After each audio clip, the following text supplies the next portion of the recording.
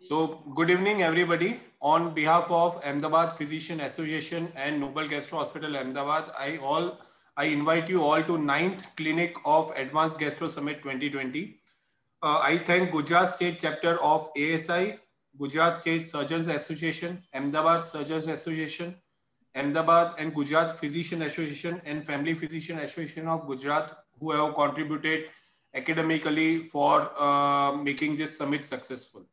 So we have a very young and enthusiastic speaker with us today, Dr. Kapil Jamwal. We are puzzled always in cirrhosis if create goes high, what to do, what not. So hope he will clarify all our doubts. And we have our moderator, Dr. Jagdeep Shah sir. He is a senior nephrologist with us today, and he is associated with Gujarat Kidney Foundation. So, Dr. Jagdeep Shah, I welcome you today to this ninth clinic of Advanced Gastro Summit. I would request you to please introduce our chairpersons, and then Dr. Mustafa Rangwala will introduce our today's speaker. Please, sir. Yes, good evening. Good evening, everybody. I must congratulate Yogesh for conducting this series of gastroenterology lectures and awareness regarding gastrointestinal disease. We have with us two chairpersons, Dr.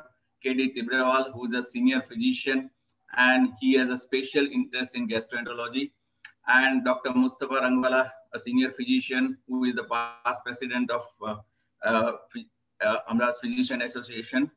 So with this brief introduction, I will hand over to Dr. Mustafa for introducing our speaker. Dr. Mustafa.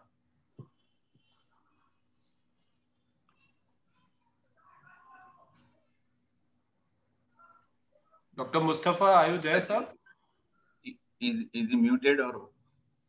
Yeah. Can you hear me now? Yes. Yeah, we can hear you, sir. You go ahead. Can you hear me now? Yes. Yes, sir, we can hear you. Okay. Thanks, Jagdeep. Yeah. For your kind introduction. And at the outset, I thank Dr. Yogesh for giving me an opportunity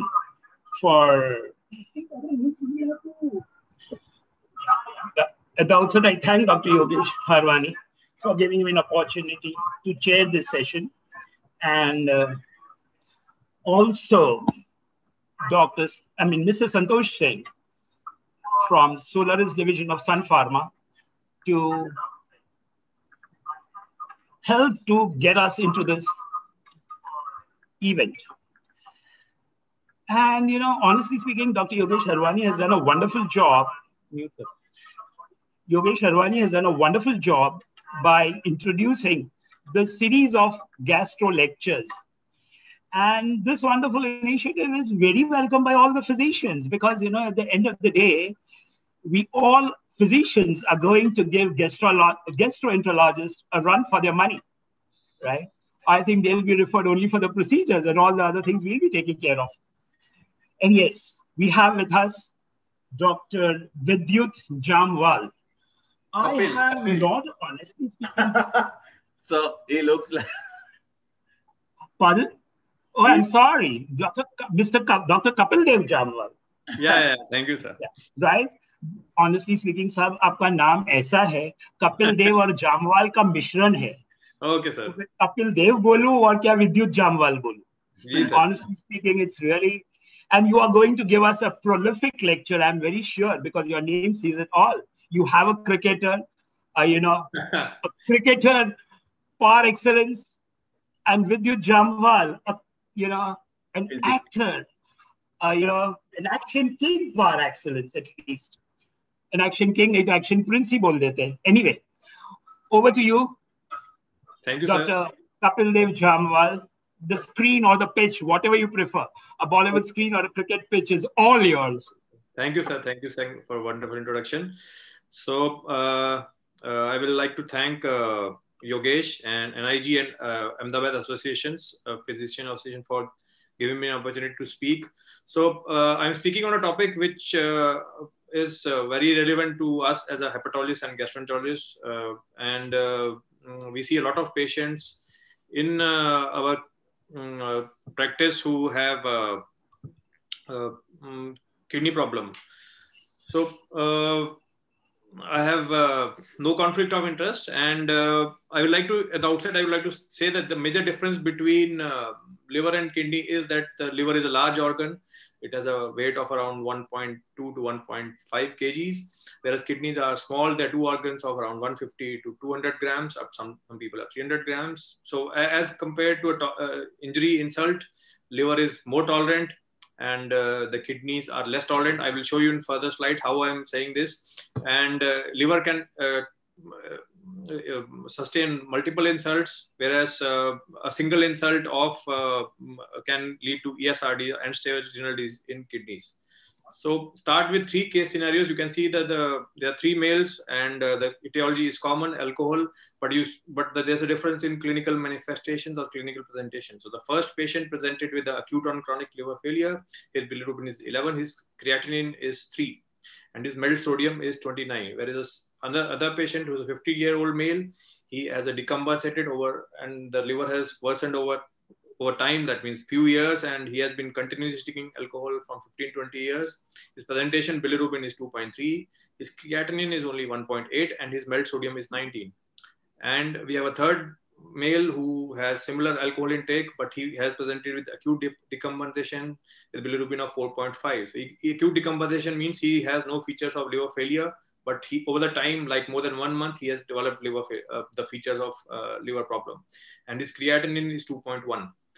And the MELD sodium is 23. So these are the three gentlemen who presented to us, and I will show you how the outcome was different. So in first male, because the patient had acute and chronic liver failure, there was systemic inflammation, sepsis component present in the patient, and the organ failures were already severe in this patient. So he had already a liver failure and also kidney failure. So his outcome that he, within next few days, he required a renal replacement therapy and died within the next 25 days.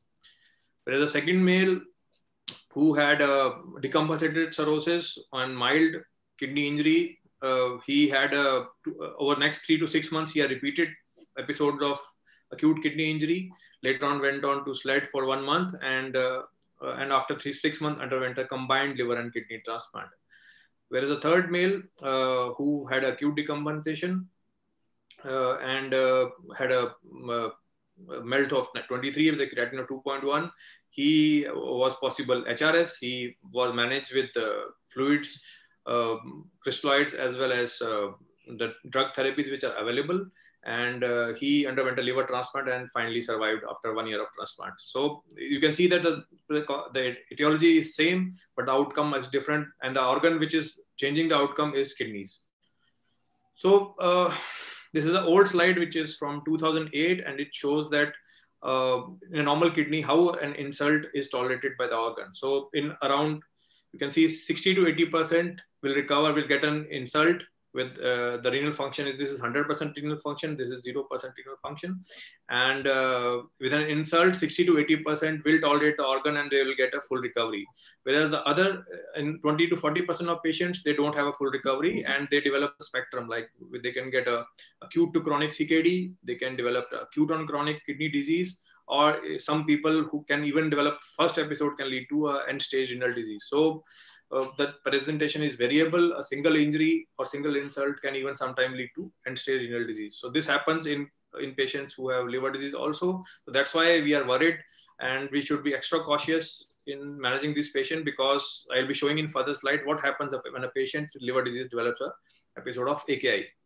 So this is I borrowed from a Nature review, which was published in Nature Nephrology. And you can see that when there's an injury to kidney, up to 7 days, it is known as acute kidney injuries. And first 48 hours are very crucial.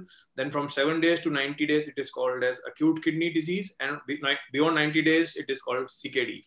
So similar is our presentation with our patient. The only thing is the course and the progress is different and faster as compared to a patient who has not a liver disease. And this I'll be showing in a further slide based on data and results which have been published previously. So what happens in patients who have a CLD? So if a patient develops AKI, there has been data which was published in 2010 and 2014 that if AKI is seen is around 15 to 30% of patients, of hospitalized patients who don't have a CLD, whereas patients who have liver disease have development of 25 to 50% of AKI. So we can see from this that the patient of a CLD or liver disease or cirrhosis has a double incidence of developing of AKI. So they are more prone to developing AKI as compared to patients who don't have a liver disease. And in further slides, we will be discussing how does the spectrum of AKI present in patients who have liver disease, what is the pathophysiological basis of AKI, and diagnosis is based on blood markers, urine microscopy biomarkers, and renal biopsy. And finally, there'll be management algorithm. How do we approach these patients? But I'll be saying at the outset that renal biopsy is very crucial in this patient. But as we see in patients who have acute on kidney disease or AKD, we initially started renal biopsy in patients. That was transjugular renal kidney biopsy in these patients. But after few, maybe 30-40 patients, I was in ILBS, so after 30-40 patients, we noticed that these patients have more complications, like in form of perinephric bleed, hematomas, and now we don't recommend kidney biopsies to any of these patients, and we have to manage them with the non-invasive markers like urine, blood, and biomarkers. So what is AKI? So this is International Ascites Club definition, which defines AKI. So basically, baseline serum creatinine is creatinine which is obtained in previous 3 months when available, and the baseline creatinine is the lowest creatinine which is available in a patient in previous 3 months. So if the patient doesn't have a previous creatinine, so any creatinine which is nearest or closest to the admission should be considered as a baseline creatinine. And if patient doesn't have any creatinine value, then the creatinine at the time of admission is considered as baseline.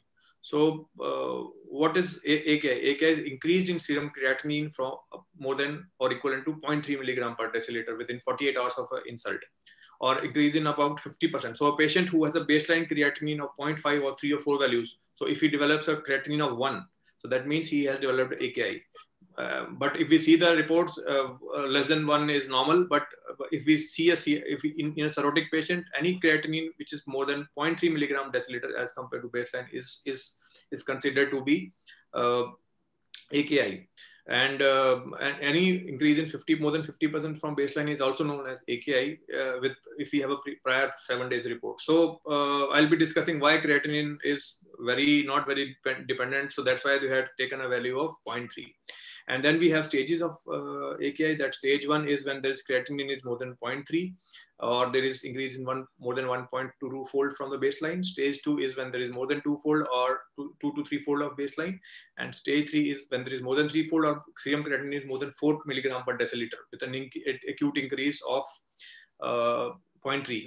And how does the AKI evolve? Either there is progression or regression. Progression means there is progression of AKI to higher stage, that is the AKI goes to higher values of creatinine, or there is other associated features like metabolic acidosis, or there is associated decrease in output. And regression is decrease in improvement in parameters and regression of creatinine to the lower value. And the response is defined in 3 parameters. One is there is no response, that is no regression of AKI. Partial responses, there is regression of AKI with a reduction of serum creatinine of more than 0.3 but doesn't reach the baseline. And full responses when the creatinine is reduced to less than 0.3 from the baseline. So these are the definitions with which we define AKI in cirrhotic patient. And you know that, and you will be observing or listening that the values are only 0.3. So I want to stress that a patient, if he has a baseline creatinine value of 0.5, his creatinine becomes 0.9. So that is stage 1 AKI. So it should not be considered as normal because of the range which is normally considered to be more than 1. And how does the spectrum of AKI present in cirrhotics? So we have 2 spectrum. One is functional AKI, that is a patient who has a volume responsive AKI. That means it is either a prerenal, that is because of dehydration, or there is use of diuretics, or there is some blood loss, or laxatives, or there is presence of sepsis. Sepsis can be generalized sepsis, presence of bacterial translocation, or it could be a spontaneous bacterial peritonitis. And the second functional component is volume non-responsive AKI, or which is also known as hepatorenal syndrome AKI. And the other form of AKI is structural, which is majority volume non-responsive, though the concept of non-HRS AKI due to one is SBP, then could be due to bile acids, then could be due to presence of worsening portal hypertension. In addition, there could be a cardiac dysfunction and renal hypoperfusion, which lead to a non-HRS type of AKI. And I will show you in further slide what is the pathophysiology. So you see that this is a very busy picture, which shows that the causes could be of AKI could be multiple. So one, I'll start from the left side that are more of that like infection and inflammation. You can see that the inflammation, infection, and cholestasis, which lead to increase of bilirubin and serum bile acids. So serum bile acids cause cholemic nephropathy, and this is caused by endotoxin and cytokines. The second could be a drugs. Drugs could be like antibiotic induced, like aminoglycosides, or the drugs which cause like NSAIDs can cause nephropathy. And the third could be an intrinsic renal disease, which is superimposed over underlying kidney disease, and it can cause like a patient who has a chronic glomerulonephritis or acute glomerulonephritis, like we see in patients who have a acute HCV or a chronic HCV with MPGN. And the second could be the dynamics, the systemic dynamics in patients who have portal hypertension, that they can develop a cirrhotic cardiomyopathy, which leads to decreased cardio output and further leads to decreased renal perfusion. And patients who have a hyperdynamic circulation, which leads to a hepato or cardiorenal syndrome, which causes a prerenal component in the form of there's a decreased renal blood flow causing cortical as well as decreased GFR and as well as vascular rarefaction. So these cause sustained vasoconstriction in the intrarenal vessels and leads to tubular hypoxia and acute tubular necrosis on the long term. If it's reversed, like in form of hepatorenal syndrome, we give drugs and volume expanders. So then the blood flow will increase and it will prevent further damage and development of tubular hypoxia. So this is an old slide which shows what happens. The study was done in 1977 before the onset or the definition of acute and chronic liver failure was defined. So in this, we can see clearly that there's the x-axis is the controls and the type of spectrum of liver disease, and the y-axis is the renal blood flow. Right? As you can see in a patients who have controls, the renal blood flow is maintained. It's around 3 to 4 milliliter per gram per minute in a kidney organ. But as this disease worsens, like patient who develop a compensated cirrhosis, it goes up to 2. Then patients who have decompensated goes below 2. And in hepatorenal syndrome, it is the lowest because of the systemic vasoconstriction as well as the peripheral and systemic vasoconstriction as well as intra-abdominal vasodilatation due to presence of collateral. So over the time, the renal blood flow decrease in cirrhosis, that worsens the overall situation. And why do we want to diagnose hepatorenal syndrome? Because of its clinical significance. I will tell further what happens if patient has HRS. So diagnostic criteria is the International Ascites Club definition, which was published in 2015. And for this diagnosis of HRS in AKI patient, that patient should be advanced cirrhotic with presence of ascites. So a patient who doesn't have ascites is unlikely to have HRS because of if he or she is not on diuretics. And the diagnosis of AKI, which I already have told, is according to same criteria. Then there's two to differentiate it between from prerenal or hypovolumic AKI. So if there is no response after 2 consecutive days of diuretic withdrawal and plasma volume expansion with albumin, there is no improvement in the treatment, and there is absence of shock. There is no current or recent use of nephrotoxic drug which could change the KFT, and on urine examination there should be absence of proteinuria to rule out glomerular disease, and there should be absence of microhematuria as well as the renal Doppler as well as renal ultrasound should be normal. So these are the diagnostic criteria which we follow for diagnosis of HRS. And it was revised in 2019, and further proposal was done that there's HRS type 1, which is a very aggressive disease, and and we can see that the NHRS2, which has been divided into two parts, HRS AKD and HRS CKD. So if the normal counterpart, if the disease or the kidney function persists beyond 90 days, it goes into a CKD, and the GFR should be less than 60 ml per minute is the criteria for that. So what happens in hepatorenal syndrome? So with onset of cirrhosis, there is development of portal hypertension, and there is increase in splenic arterial blood volume. So by increasing the blood in the splenic arterial blood volume, there is a reduce in the effective arterial blood volume in the arteries, and this triggers the activation of vasoconstrictor system in the form of epinephrine, norangiotensin, and AT1, that is the angiotensin 1, and which leads to vasoconstriction of extrasplenic vessel. Like in the peripheral vessel, there is vasoconstriction, and as well as in renal vasoconstriction, which causes the imbalance of vasoactive factor. If this imbalance persists, the patient develops hepatorenal syndrome, and if the imbalance is corrected or is corrected by the body, then the renal perfusion is maintained, and the patient may not develop hepatorenal syndrome. And to counter the development of peripheral vasoconstriction and intra-abdominal arterial vasodilation, terlipressin and albumin are used, which I'll be discussing a little bit in a hint in the further when we discuss about management of AKI in cirrhosis.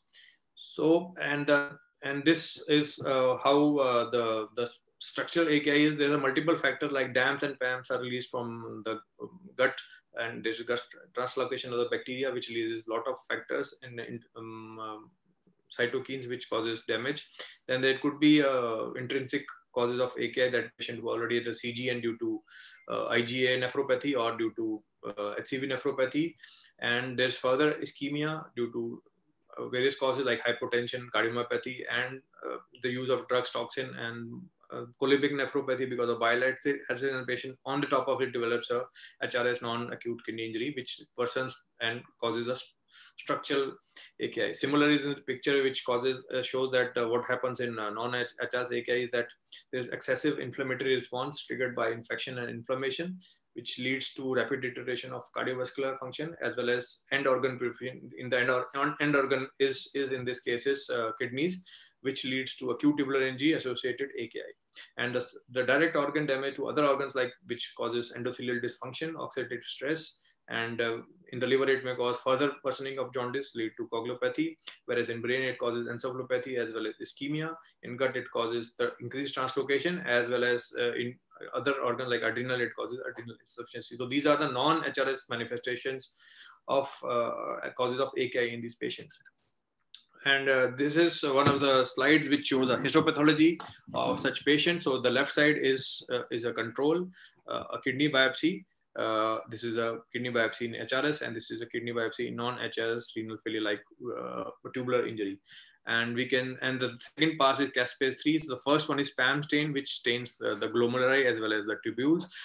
Caspase 3 is a marker of apoptosis. So you can see that on the extreme right hand side, that is a non-HRS renal failure, there is loss of the glomeruli as well as a lot of apoptotic bodies, is dark pigmented apoptotic bodies are seen.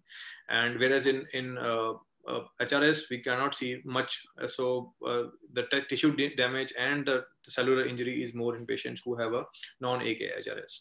And below is urine examination of the three conditions, which I'll be showing in further slides. So this is a normal urine examination of a patient who doesn't have a AKI, and you can see that there are few transitional cells or epithelial cells present on, and some WBC and RBC are present, and some crystal are present.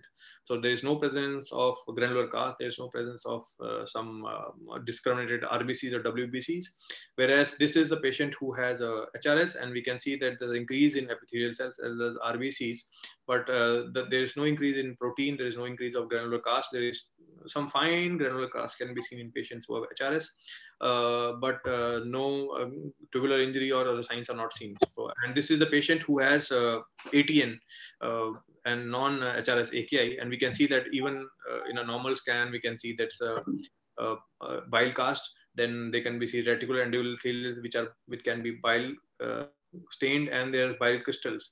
And on the phase contrast or the higher power, we can see even WBCs, epithelial cells, as well as muddy brown. These are the muddy brown granulocytes which are seen. So we can see the difference between patients who have a no AKI, patients who have HRS, and patients who have a developed a ATN type. So a simple urine examination, if done betterly, can at the clinical level in one day can differentiate between patients who have this type of AKI, and this helps in further management and decision taking the management. So grossly, the difference between HRS and non-HRS AKI are that a patient of HRS already has a history of decompensated cirrhosis and ascites, and this may not be present in patients who have a non-HRS AKI. The systemic hemodynamics are altered. That is, there is a reduction in the effective arterial blood volume.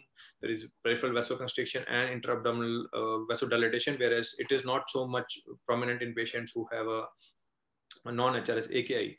The cardiac output is increased, and rarely it is reduced in patients who have a dilated or a cardiomyopathy due to the cirrhotic cardiomyopathy.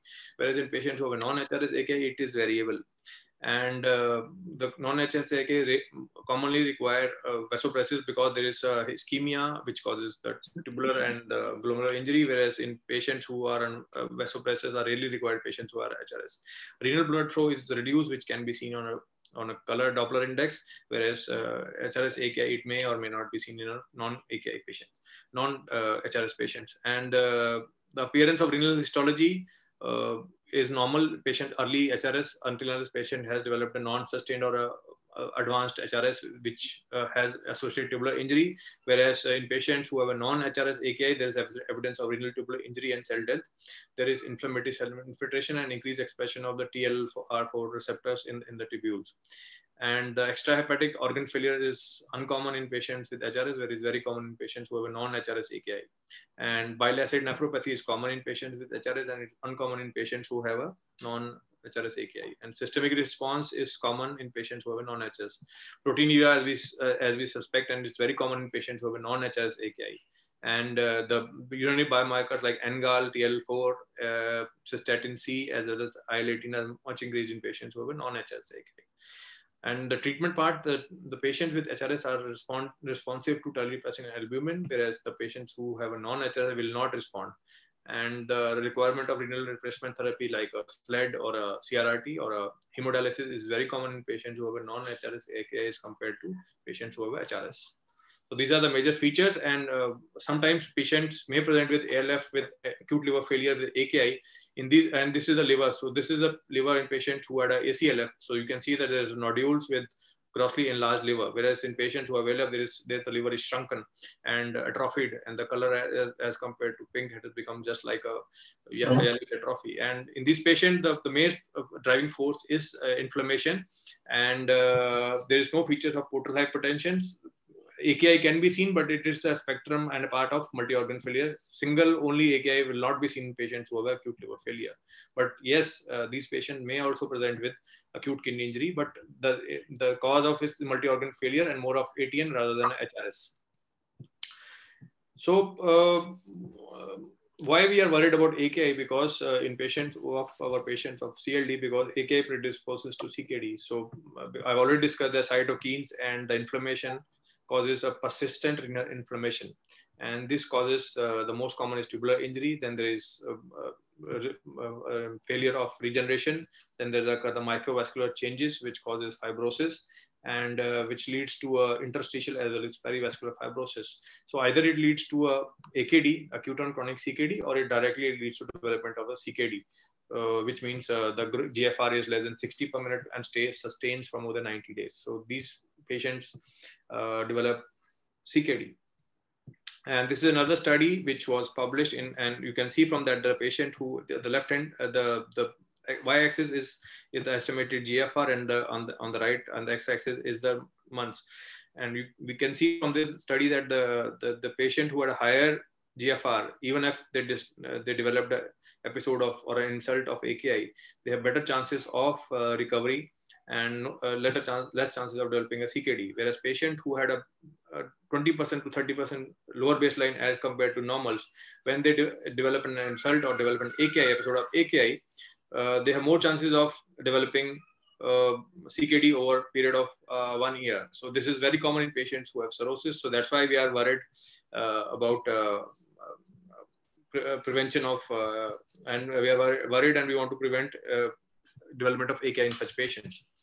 So, and when a patient develops AKI, he has more chances of developing CKD. This was a study which was published this year from ILBS, and it has shown that patients who have developed one episode of AKI, either they develop new further episodes, that is around 60% develop further episodes of AKI, or they developed 33% of 1/3 of patients in this patient out of 800 developed CKD. So this is very worrying, and because if they have CKD, that means they will require only liver transplantation may not help, and in addition to liver transplant, they may require either a simultaneous liver kidney transplant or a kidney after liver transplant. So this increases the burden of organs which are required, and which is worrying.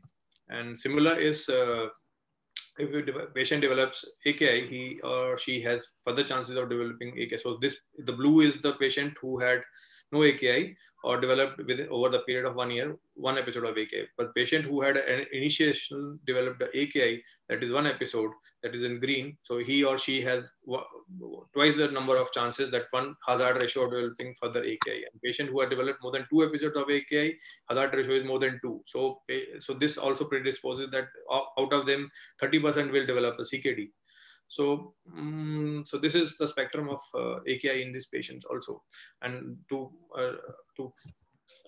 show the outcome of these AKI, if we see the 3 stages of AKI, AKI1, AKI2, and AKI3, the mortality in patients who had no progression was 2% over a period of 6 months to 12 months, where the patient who had a stage 3 AKI at the onset and they developed progression of AKI, 70% of them died within 1 year.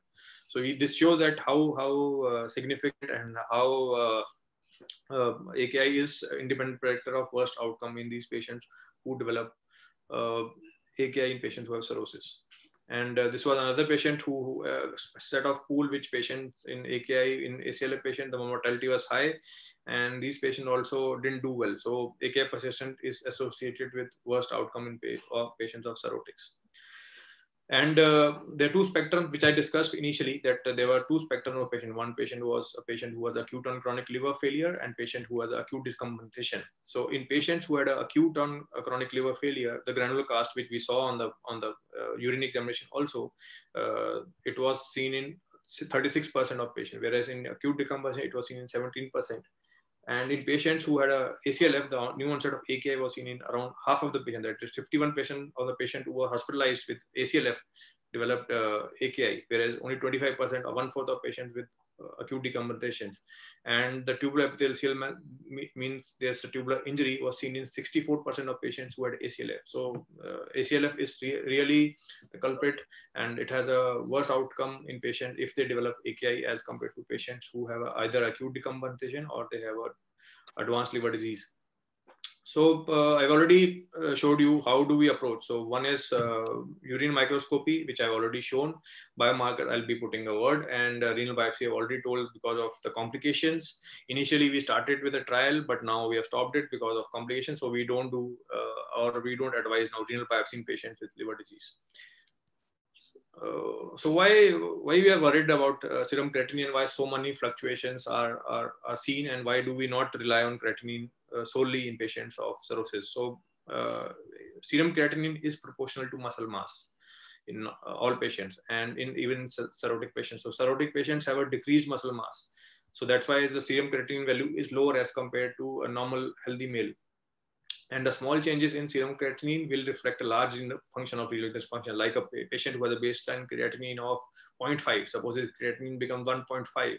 So that is indication or indication of very severe renal dysfunction as compared to patient whose baseline creatinine was 1, or he doesn't have a other associated problem or a liver disease. And tubular secretion of creatinine is increased in patients with liver disease, like patients who are on diuretics or do a volume replacement. So that makes it highly inaccurate, serum creatinine to be highly inaccurate in this patient.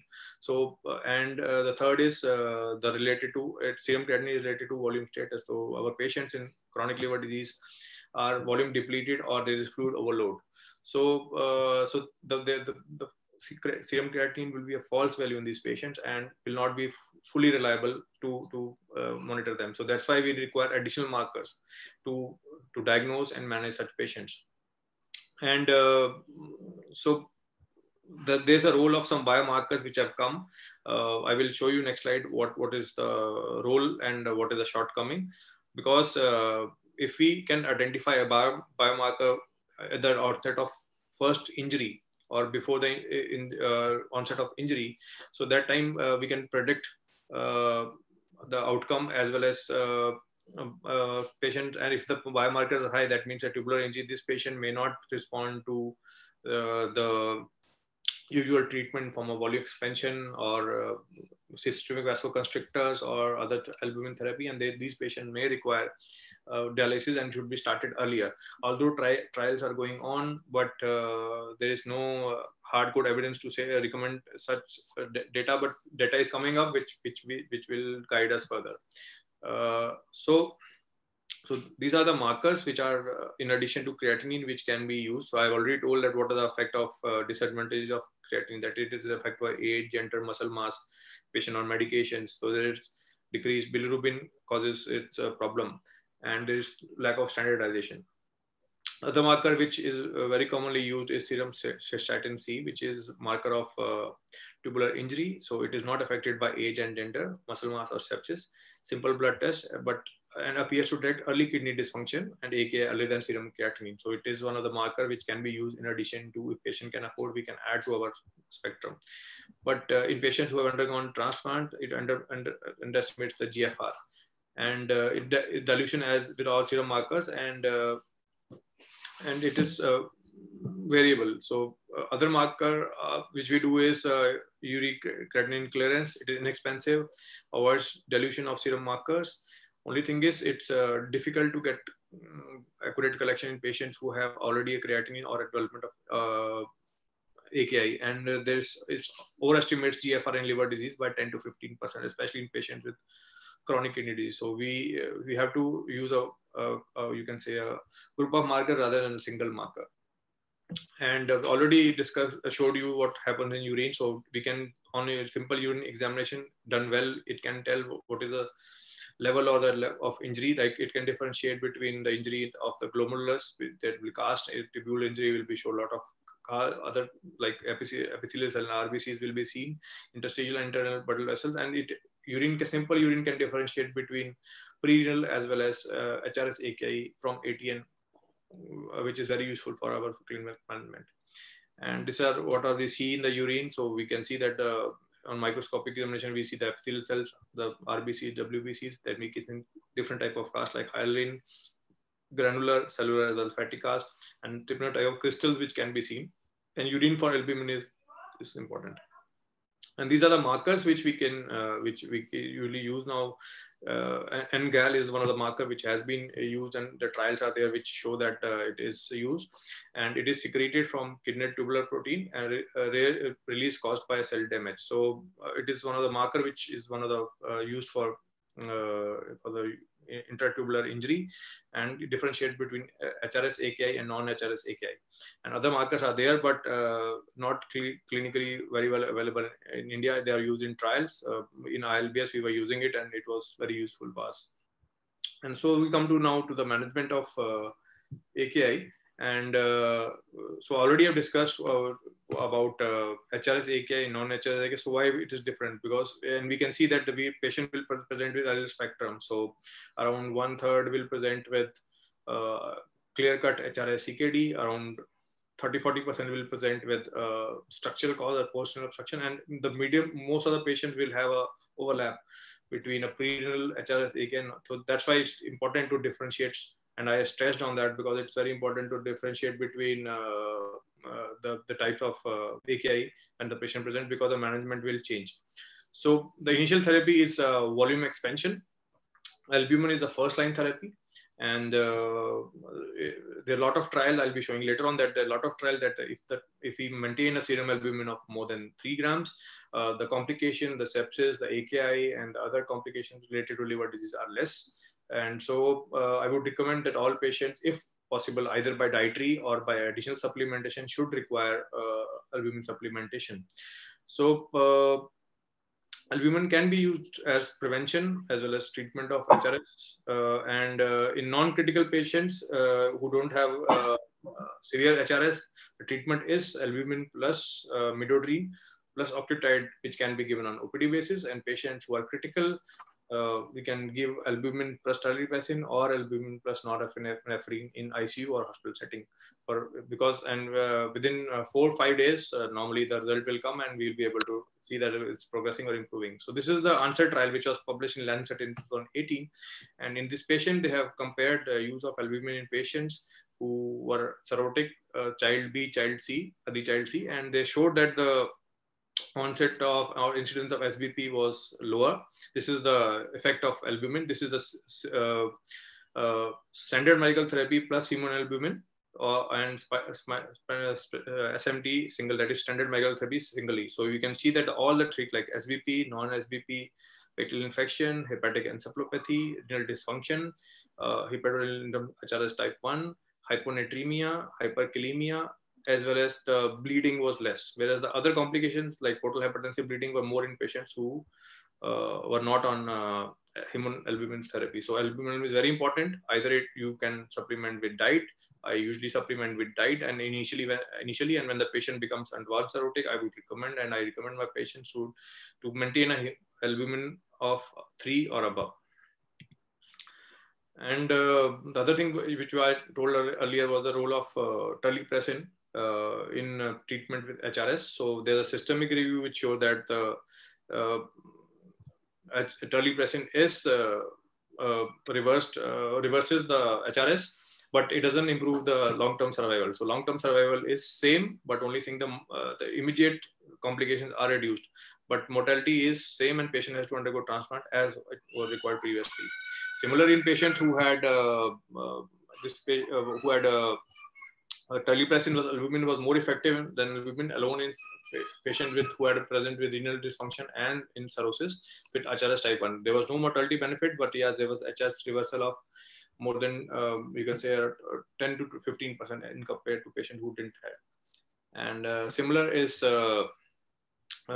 terlipressin in HRS. So there was no mortality benefit, but yes, there was HRS reversible. So it can prevent further development of ATN in these patients who develop HRS. And this is the proposed algorithm which was proposed by the AKI ISE. So patients who had stage 1 AKI and who resolved by themselves, they should be closely follow up. Patients who had progression should be given albumin expansion. Normally we don't give albumin at 1 gram per kg. I think we give at 20 gram per day. And if patient who do not respond and meet HRS criteria, so they should be started on vasoconstrictor. That is, this happens within 48 hours, and should be started. Vasoconstrictor means in India we can start terlipressin or norepinephrine plus albumin. If patient is admitted on OPD basis, we can give oral midodrine, which is available, and patient who do not respond, so these patients should be managed as AKI.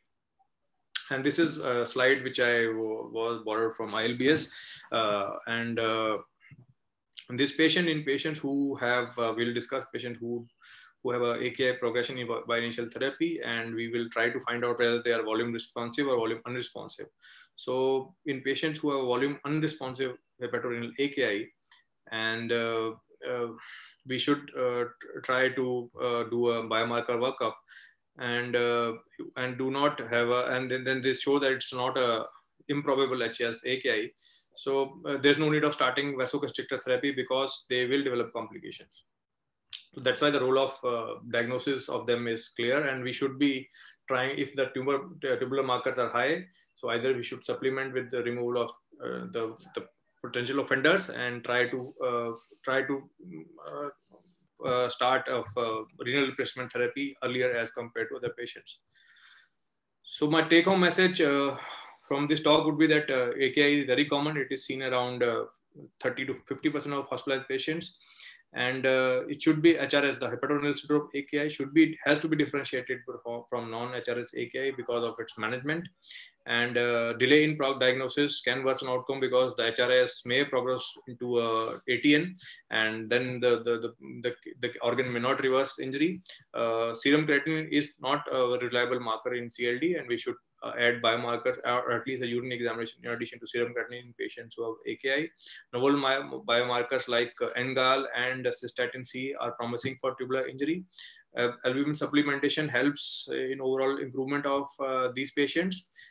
Vasopressors, in addition to albumin supplementations, help in treatment of HRS AKI, and early diagnosis is key in prevention of complications and prognosis. And AKI predisposes to further episodes of AKI and progression to CKD in around 1/3 of patients. And there is one AKI episode leads to overall decline in organ perfusion as well as the GFR. So with this, I conclude my talk, and I would like to any questions or queries, and I would like to respond to it.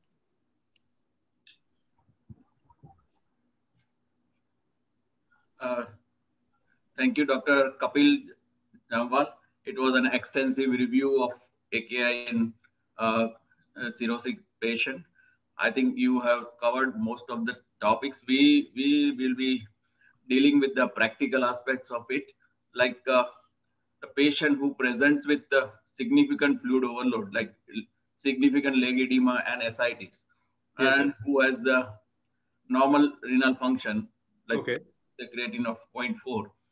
And how do you deal with the resistant edema? So edema, basically, sir, that means edema is because of hypoalbuminemia, not because of acute kidney injury. In these patients, the treatment should be supplementation. That's why we can increase the serum albumin. And if the kidney function are okay, then it's better to add diuretics to these patients so that that can clear or improve the kidney injury, the edema. So my experience is like if we relieve this edema by giving a continuous albumin infusion, added loop diuretic inside the albumin bottle, that albumin bound loop diuretic works better than if you give it alone. So and this will not do an acute rise in urine output. It will be a sustained rise of slowly sustained rise of urine output, and it will prevent electronic disturbance as well as large hemodynamic disturbance also. Yes. So only thing is your experience is adding, but I think if we are supplementing albumin, then even oral therapy, you can increase extra dose of diuretics. So we normally if patient is if a moderate to massive ascites, what we do, we give an additional dose of. Normally in advanced cirrhotic, what we do is we add albumin once per week. So patients who are like MELD is not a criteria. We see normally CTPC. So if the patient is of high CTPC and the ascites is uncontrollable or very high, so that means ideally patient will require albumin in 7 days to 10 days. So these patients, what we do, at the day of albumin infusion, we add one extra dose of diuretic. Like normally we give Ditor Plus or Lacylactone in the morning. So in this patient, we add additional dose of Ditor maybe in the evening or Lacylactone in the evening. So that helps in clearing. My experience in adding diuretic to the albumin, I have not used it because maybe, I don't know, we don't mix things because sometimes it causes a reaction because we had large volume. So of giving albumin, we had albumin ward, LBS, which gives around, you can say 25 patients who require albumin. There's a 25 bed ICU or albumin ward. So we give around 100 albumins per day because they're waiting a lot of waiting. So we never mixed it because the Baxter bag is, we can't puncture it. I don't know how did you, maybe you mixed in the bottle, I think. Yeah. One injection of maybe 20 milligram or 40 milligram of Lasix. So that same thing, it works because it will work a little faster. Because what will happen is if you give oral dose, the absorption of this loop diuretic is very limited because of intestinal edema.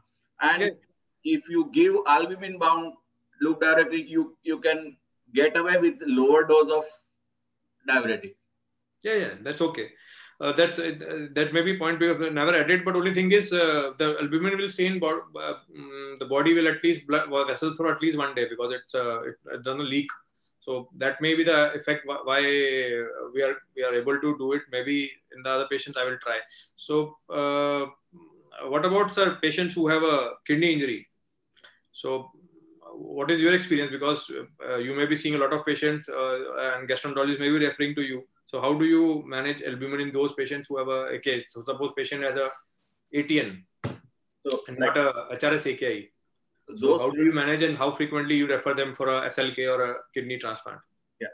So like those patients who have, we suspect like ATN and they are still not fluid overloaded causing pulmonary edema or breathlessness.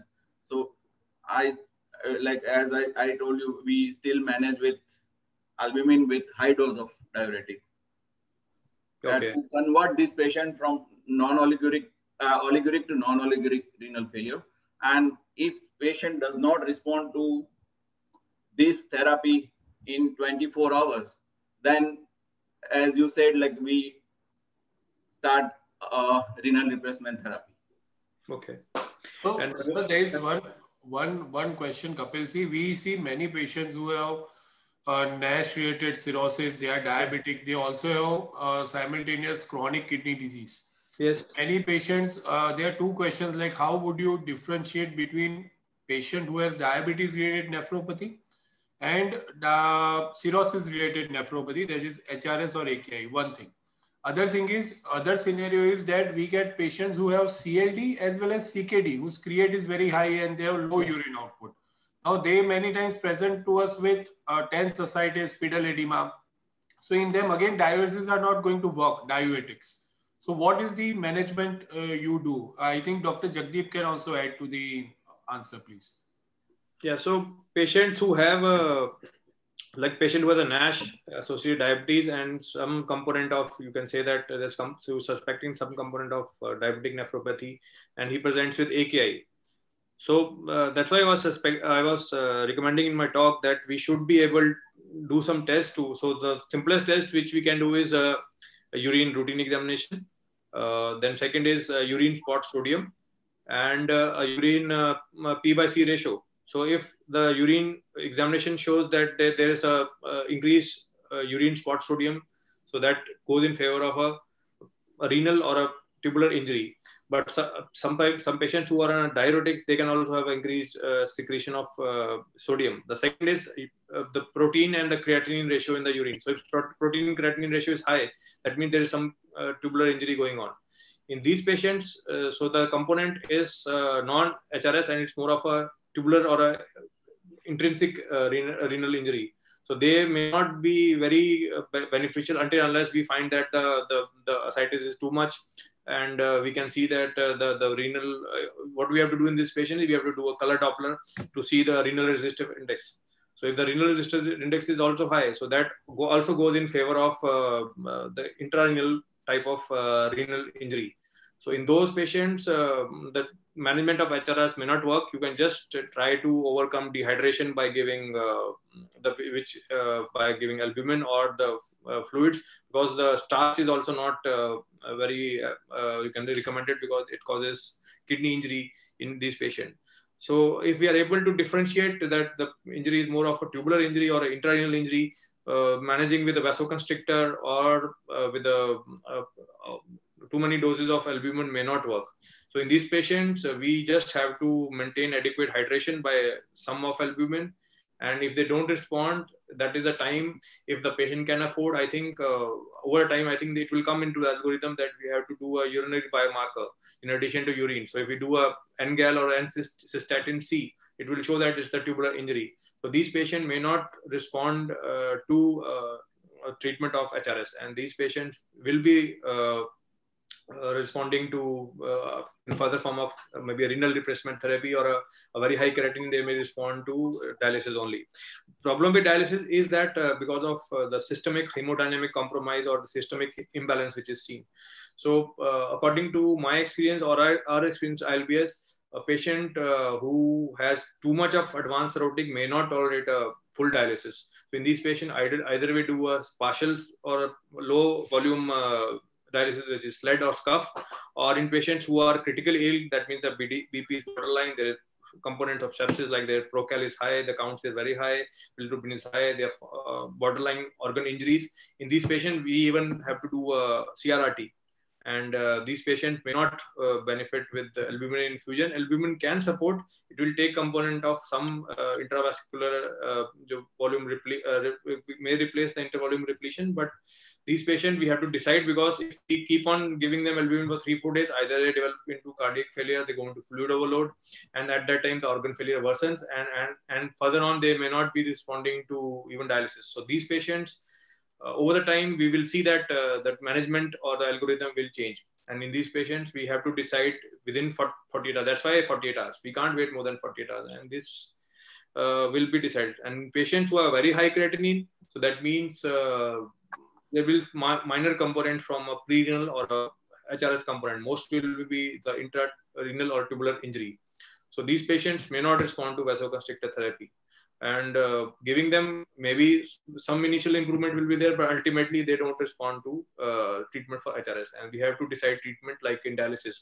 Only thing is, all centers are not very much comfortable in giving dialysis because of the problems which we face with CLD patients, because the BP fluctuates a lot, and Dr. Jagdish will be able to put light on that, because when we start dialysis, most of the patients, when we started initially in ILPS, so what happened was they went into hypotension with hemodialysis.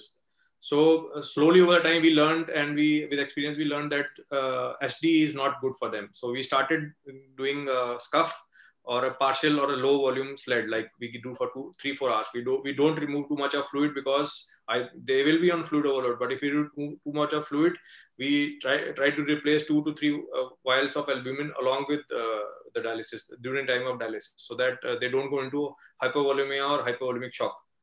And advanced kidney disease or kidney injury in patients with cirrhosis is complicated, and it is advisable to send them to a higher center. Normal creatinine, that means stage 1 or stage 2 creatinine, can be managed by normal physicians or a routine gastroenterologist or in a small center. But patients who develop stage 3 AKI or who have an advanced CKD may not respond to normal, or they will require specialized treatment. So Kapil, any patient with cirrhosis coming to you on day 1 with create of, let's say, 8.9 on day 1. Okay. Do lab and you get a create of 8.9, and you see that albumin is very low. It is just 1.8. Okay. So what would you do? You would go for albumin terlipressin, or would you concentrate more on the create value and go for dialysis directly?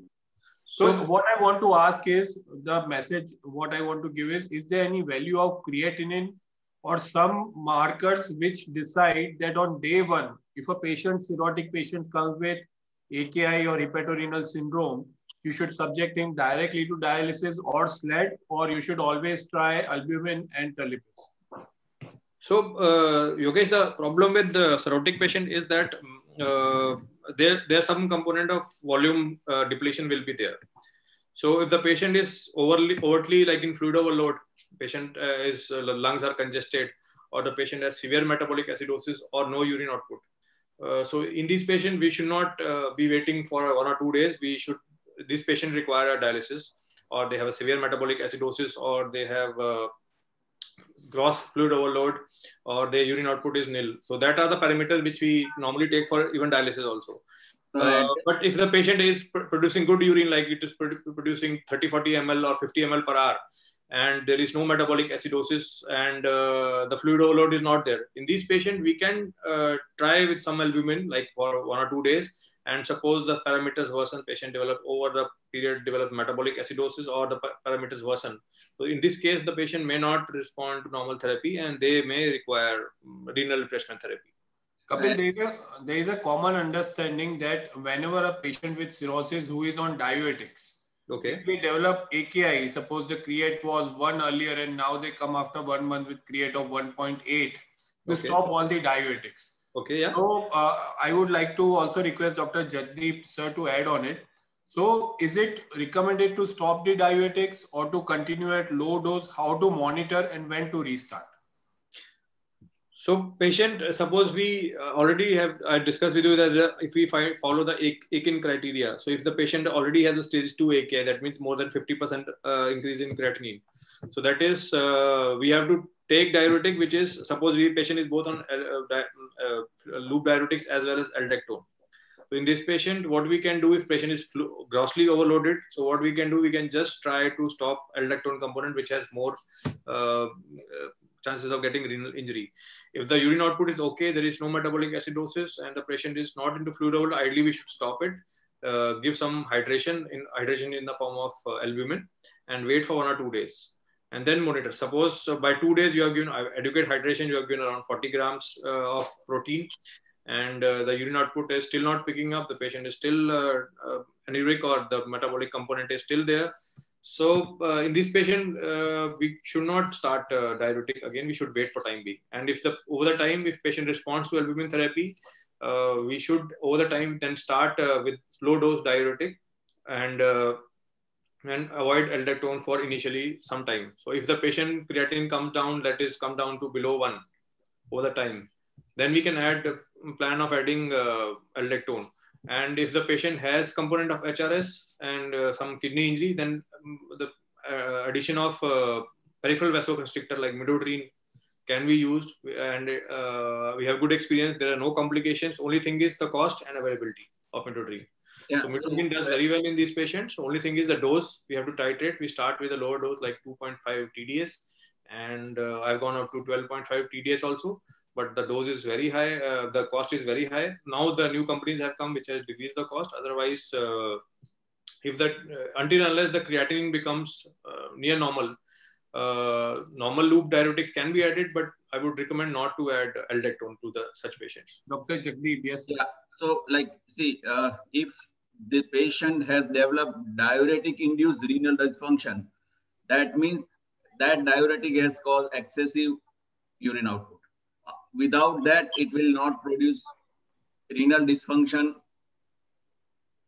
So whenever patient develops, and so if you rule out other factors for acute renal dysfunction other than diuretic, and if patient has developed diuretic related renal dysfunction, we have to stop diuretic and supplement with albumin, because this patient will not be in fluid overload if patient has developed diuretic induced acute renal dysfunction. So we have to stop till you, and this diuretic induced acute renal dysfunction is completely reversible. So if you supplement with albumin, it should reverse. So how frequently, Kapil, do you call your patients once you have started patients on diuretics? How frequently do you call your patients and monitor create and other biomarkers to see that patient is not landing into diuretic-related AKI? So, Yogesh, initially, I think I call when I start the diuretic. First week I have to call one, at least 5 days, or within 1 week I call, because every patient is different. I've seen even patients who have a very big muscle mass with single dose of less aldactone, they have gone into AKI. So I call. There's no protocol as per, they all vary. So so for first week I call if I introduce first time patient who has developed recent fluid overload or ascites. So first I will start call first week, and then at least tell them to follow either now in this pandemic. I'll at least call, send a report or follow with me at least once a week creatinine for 2 weeks. And if the patient is well, he or she has tolerated diuretic, then I can call them every 3 weekly for a KFT with a KFT. So Dr. Yogesh, even in this patient, when you are deciding on, suppose you want to give torsemide 20 milligram, you divide this dose in 2 or 3 doses, that the chances of developing renal dysfunction is less than giving a single loading dose. So if you can space this, and you can prevent the resistance to diuretic also. So chances of developing renal dysfunction is also low, and diuretic resistance problem can be also overcome. So my suggestion is to divide the doses. So now there are 10 questions in the chat box. I would like to request Dr. Tibrewala sir and Dr. Rangwala to please ask Dr. Kapil questions which are there in the chat box.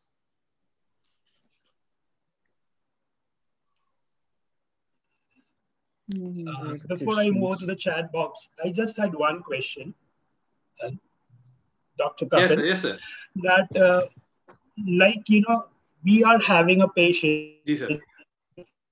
of more of a renal problem, right? He has moderate or severe renal dysfunction and on whatever.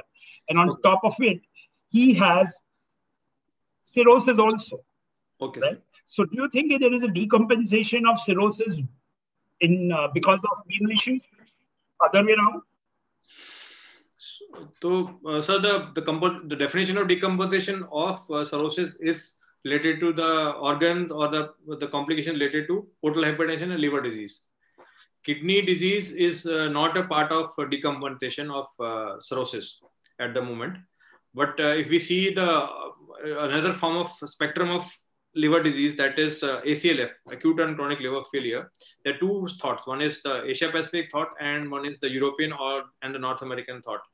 So in that, the North American, in Asia Pacific, we don't include kidney injury in that, but in patients who have a North American or a European school of thought, they include kidney injury in spectrum of ACLF. So at the moment, if we see only decompensation means either patient has developed ascites, patient has developed GI bleed, patient has developed HE, or patient has developed jaundice. So these are the features, major 4 features which define decompensation. At the moment, acute kidney injury or kidney dysfunction is not included in decompensation of cirrhosis. It's complication, but it's not defined in the decompensation of cirrhosis. No, what I wanted to ask was worsening of liver function. If not decompensation, it can worsen. Right? Kidney function may because of renal injury. Renal injury being the primary cause may lead to renal function. I mean, worsening of liver function. Yeah, it will worsen. Suppose patient has a patient who has a bile cast or a very high bilirubin, like bilirubin of 40 in advanced liver failure, or 20 with bilirubin of 20 with advanced liver failure, and he develops AKI. So AKI will worsen the further jaundice and liver failure. That is seen. That is common in advanced liver failure, and that is known. That's true. Kanu bhai, your turn. Yeah. Your turn, Kanu bhai. Dr. Jambal, there are a few questions from the audience, so yes, I will just put forward you one after the other. Yeah. Dr. Abhijit Sampatrao has asked, please share the article for urine analysis in detail. I think you already discussed in detail, so I skip this question. Mechanism of AKI in cirrhosis, the next question by Dr. Ziaul Haq. Would you like to say something? No, pardon me, sir, I think you already, mechanism of AKI in cirrhosis, you already discussed pathophysiology. Yeah, so it can be HRS or non-HRS AKI. We already discussed. Yeah. So I again jump to the next question. What is the most important cause of cirrhosis in India? Alcohol. Or probably the fatty liver. I don't know. It's alcoholic cirrhosis is the most in India, it's alcohol. So we have large registry in North India as well as in South India. 50%, around 40 to 50% of liver disease in India is due to alcohol. True. So it may change over next few years when the fatty liver will take over. Like in US, it has taken over. But in India at the moment, 40 to 50% of liver disease is caused by alcohol. Fair enough. The next question is by Dr. Sumit Vagasia. Diabetic nephropathy versus HRS management difference diagnosis. I think that is also being discussed. Yes, sir. So Dr. Milinja has asked 2 non-related questions. If I may, your kind opinion on the nutritional supplementation to CLD patients, and how do you manage persistent hyperbilirubinemia in CLD patients? How do you manage persistent hyperbilirubinemia? We have to see the cause of hyperbilirubinemia. If the cause is because of liver failure, then the treatment or the worsening liver failure, then the treatment is with the treatment of liver disease only, that transplant. Suppose that causes a drug is causing, or patient has associated hemolysis, or patient has associated biliary obstruction. So that time the treatment will depend what is the cause. But mostly when patient has advanced liver disease and patient has developed jaundice. So the jaundice could be like there's superimposed infections, like patients, most common in this scenario is development of hepatitis A or E. So the treatment is supportive treatment only. But suppose patient has flare of hepatitis B. So that time we call it reactivation. So that time we have to, either patient has stopped the treatment or patient has developed drug resistance. So we have to either start the treatment or we have to stop the change the therapy. Third is alcohol. Alcohol causes alcoholic hepatitis, so treatment is stoppage of hyperbilirubinemia. And if there is cause is stone, the treatment is, or a gallstone or a CBD stone, the treatment is ERCP in those patients. So it depends upon the cause. But if the question, the purpose of question was asking if the patient is developing persistent hyperbilirubinemia with the progression of disease of liver disease, then the treatment is in the future is liver transplant only. Yeah, so the answer is you have to recognize the precipitating causes. If you can, try to remove them. If it is not so, transplant, right? Yes, sir. Dr. Vakasi has asked, post-transplant HRS criteria? Post-transplant HRS criteria is same. There's no change in transplant criteria. Post-transplant HRS criteria. I think there are two more other good questions, like what is value of urine sodium? So the sodium we follow is FENA, that is 20 milliequivalent. So more than 20 is indicative of renal cause, and less than 20 is indicative of pre-renal. So there's a calculation. Either you get spot sodium more than 20, or FENA, we calculate FENA more than 20. So FENA more than 20 is indicative of renal injury or intratubular injury. The next is how long you can use a good... Kapil, that in HRS patients, if we do a sodium which is less than 20, then it is causes HRS, and above 20 it is... That's why. So the site of injury, suppose the cause is less than 20, that means either it's HRS or it's pre-renal, that means dehydration or sepsis. Suppose the cause is more than 20, that means there's a tubular injury or a glomerular injury. So the treatment of HRS may not help in those patients. Another question is, like, after giving the 20 gram albumin per day over to 48 hours with the terlipressin, and still there is no response, should we optimize the albumin dose towards higher side? So ideally, the optimized dose is 40 gram, 1 gram per kg. But normally in our patients, because of cost, and our patients don't tolerate, suppose a 70 kg man won't tolerate 70 gram of albumin. That means 3.5 vials of albumin. Normally, I've never seen an Indian who has tolerated more than 2 or 3 vials per day. So we never read ideal dose in such patients. So the thing which we increase is the dose of terlipressin. Suppose we start at 1 milligram per 6 hours in patient, or 1 milligram per 8 hours in patient, and after 48 hours the creatinine doesn't improve. So we have to double or increase the dose, that we increase it to either 4 milligram per day or 6 milligram per day. That is, so we reach up to 15 milligram per day, then it's, but albumin we start at a higher dose initially only. We can't increase albumin initially. So recommended dose is 1 gram per kg, but rarely one is the cost, because the cost of albumin will reach 20,000 plus per day, plus that we don't tolerate, our patients don't tolerate so high dose of albumin. So Kapil, now midodrine is regularly used. So Dr. Smith wants to know that how long do you continue with midodrine, and what is the dose?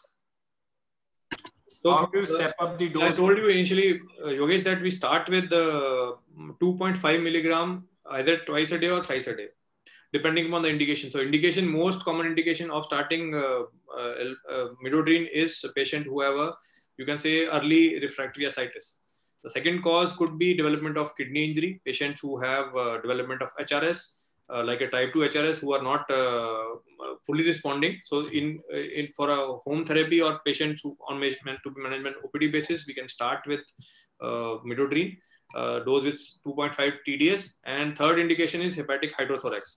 So patients who have pleural effusion due to liver disease, because the ascites, they have either there is a diaphragmatic herniation or diaphragmatic leak, or there is development of some fistula. So these are the three main indications of starting midodrine in this patient. ideal dose starting is 2.5 BD to TDS, and then we have to titrate according to the response. And second is the blood pressure. So the midodrine basically is a peripheral vasoconstrictor, so it will increase the blood pressure. So the minimum, we have seen few patients who have developed hypertension, or you can say supine hypertension after taking midodrine. And my stopping level or the recommending starting level, even the diastolic blood pressure crosses 100, or a systolic crosses more than 140. So we have to titrate, and after about 3-5 days, we just assess again what was our parameter which we targeted, and increase the dose. Like we started with 2.5 BD. If the response is like less than 50%, you make it 5 BD. And the highest dose which has been given is 12.5 TDS. That means around 37.5 per day. Dr. Kapil, I mean, one question from my side. I mean, these decompensated cirrhotic patients, once develop HRS, then you have got very small time to go for transplant. How do you select your patient for transplant? Do you subject, I mean, sir, there must be some selecting criteria for selecting the patient for transplant. You don't advise everybody to go for transplant, right? So transplant, if the first indication or the first thing which we see is MELD score. So the creatinine increases, that means MELD score will increase. So the indication of kidney injury for transplant, normally patient who we send for transplant is, one is persistent HRS type 2, which is not responding. And we know that these patients, we have already done all investigation, and we know that these patients have HRS type 2, and over the time, like 1 or 2 months, they are not responding, and the other organs are also started failing. Because if we don't do the transplant, then they will go into ATN, and they will require a dual transplant in future. By doing transplant, most of the 70 to 90% of these will reverse, and these patients will do well. Second is type 1 HRS. Type 1 HRS, which is very aggressive. The patients within 1 or 2 weeks have shown no response, but the tests show that the lab parameters and the urine parameters show that patients have HRS. So if the patient within 2 weeks, the creatinine worsening, like within, it was 1.2 on admission, within 2 or a few days, within 1 week, it became 2 or 3, and patient otherwise is fit and donors available. So these patients may benefit from early transplant. And third is patient before who have a ATN, and they have not become dialysis dependent. So there is some data which these patients can do, but normally patients who develop ATN, if the injury is sustained, and I've shown you in my slide that they keep on developing in future further episodes of AKI or CKD. So if we try to control them, because the MELD score will be high in these patients, suppose creatinine of 3 and bilirubin is 7 or 8, so MELD is more than 25.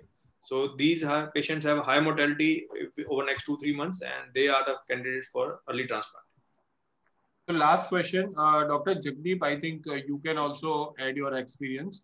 What is the role of metolazone in patient with ascites and those who have developed cirrhosis? Any role of metolazone as a diuretic?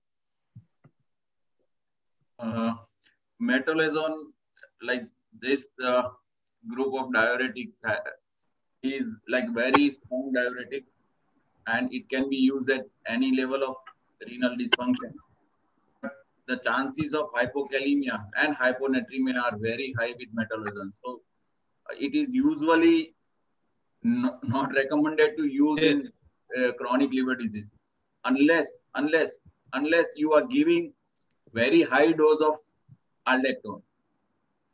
If you are giving full dose of aldactone 400 milligram with loop diuretic and small dose of metolazone, which will work at different level of tubules. So proximal, you are blocking proximal convoluted tubule, distal convoluted tubule, and distal tubule. So blocking sodium reabsorption at all these 3 levels will definitely increase the diuretic response. But metolazone should be minimum dose of 2.5 milligram only, or what I do is I give only twice in a week or alternate day, maximum dose. Yeah. So the problem with cirrhosis is complications. So as Dr. Jagdeep said, very high complications. I gave to 2 patients. One of them within 3 days came with dehydration and hypovolemic shock. So patient was grossly dehydrated. Sodium became 119. But the problem was good thing was patient was not cirrhotic. He was a NCPF with liver cirrhosis. So he didn't go into HE or otherwise. Our experience is that they don't do well. It's very, you can say, aggressive diuretic, very rapid shift of fluids, and our patient, especially Indian patients, may not tolerate it. So that's why it's not into any guideline recommendations or even in European or American guidelines, because it's very aggressive and has major side effects. Patients may not survive, I feel, because the 2 patients which I gave were like very difficult to manage. 4 days it took for rehydrating them. The sodium was so low, potassium becomes so low, and the weight loss was more than 10 kgs or 15 kgs over 3-4 days. So if you want to give thiazide diuretic, give hydrochlorothiazide rather than metolazone. Metolazone is this is not good. 3 sides. If you want to give hydrochlorothiazide, loop diuretic plus aldactone. All 3 in low doses will give maximum response with less complication. So if there are no much questions, with permission of chairpersons and moderators. No, Yogesh, just a minute. I have 1 or 2. Yogesh bhai. Yes, sir. Yes. I have 1 or 2 questions. Dr. Kapil, I think in ascites, whenever we use diuretics, it creates more of a problem. Of course, we have to use it for one reason or the other, but that is a cause of electrolyte imbalance and hepatic encephalopathy and whatnot. So do we understand that most of the time, if there is no bleeding of the patient, like GI bleeding or any, large paracentesis, most of the time, do we understand that it is a diuretic abuse that is causing AKI? Most of the time? So, diuretic is one of the cause for development of AKI, but normally it is the progression and the stage of liver disease. So, diuretic and ascites is seen in the advanced liver disease only, when already the systemic hemodynamics have gone into worse state. So that's why the peripheral vasoconstriction is more. The cardiac output has somewhat gone to lower side. There's some component of cirrhotic cardiomyopathy, as well as it's lengthening intra-arterial vasodilation, and there's some renal vasoconstriction. So that's why. So it's not a early cirrhosis. The ascites is not seen in early cirrhosis. It's always seen in advanced cirrhosis. So there are always components. Yogesh bhai, कौन summarize हूँ के जामवाज है? What's that?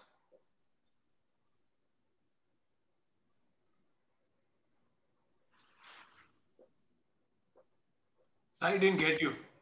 So he's asking that whether it's diuretic abuse which causes AKI, or it's because of the other cause, which I was discussing, that it's because of the overall progression of disease. I think more likely is that, because like as you discussed, like in few cases where you get unusual response in terms of increased diuresis, like losing so many kilos in few days, then diuretic induced renal dysfunction will happen. But it is more of a progression of chronic liver disease. We don't give diuretics in the early disease when the albumin is okay. So if a patient is able to maintain albumin of more than 3 for a long time, so he or she may not develop ascites or fluid overload. So that is the target. Because of liver disease, the albumin goes low and other things become worse. That's why patient develops complications and requires diuretics. So if there are not any further questions, can we end the talk, sir? Dr. Jagdeep? Yes. Yeah. So I would like to thank Dr. Kapil Jamwal. Thank you. There is a compliment that all 9 clinics, this is the longest clinic which has occurred. So it was a very good discussion and it went very well. Thank you so much. And I thank Dr. Mustafa Rangwala, Dr. Tibrewala and Dr. Jagdeep Shah who accepted invitation and they are here today. Thank you so much. Thank you all faculties and thank you, Dr. Kapil. Thank you. Thank you. Thanks a lot. Good night. Good night.